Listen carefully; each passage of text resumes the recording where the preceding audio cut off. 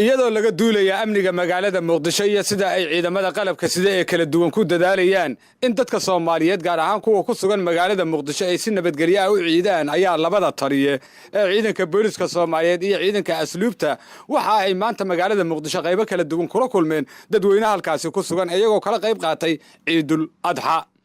taliyaha ciidanka booliska Soomaaliyeed Bashiir Cabdi Ameeriko ayaa waxa uu socodkiisa ka bilaabay taalada jirka Dahsoon halkaasi oo ay ku sugnaayeen kooxda heegan iyo dadweyne aad u fara badan oo wacyigelin guubaabo iyo munaasabada ciida awgeed halkaasi si guud isu dhex galay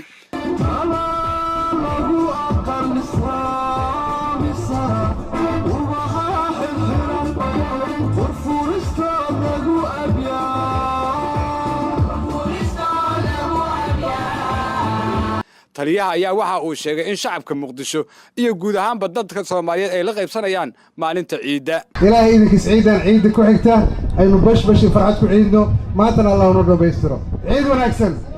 labada taliye ayaa waxa ay socod ku soo mareen wadada isku xirta argada xeebta Liido iyo halka loo yaqaan dugsiga badda intaasi oo ay kula kulmayeen shacab kala duwan taliyaasha waxa ay ciidamada amniga ku amrayeen in ay dadweynaha si wanaagsan ula macaamilaan ugu dambeyn ayaa taliyaha ciidanka booliska Soomaaliyeed socodkiisii nabadeed oo uu maanta qaybo kala duwan magaalada Muqdisho uu ku maray isaga iyo taliyaha ciidanka asluubta Soomaaliyeed Bashiir Maxamed Jaamac waxa uu ku soo koobay beerta nabadda halkaasi oo uu kula kulmay gudoomiye ku-xigeenka gobolka Banaadir ahna kusumaha gudoomiyaha gobolka iyo dadweyne aad u fara badan oo munaasabada ciida u soo daawasho tagay waxaana dadkii ku sugnaa beerta nabadda halkaasi guubaabo ugu hayay fanaaniin ay ka mid tahay Shamsa Macalin oo qaaday heeso wadani iyo guubaabo isugu jira waliba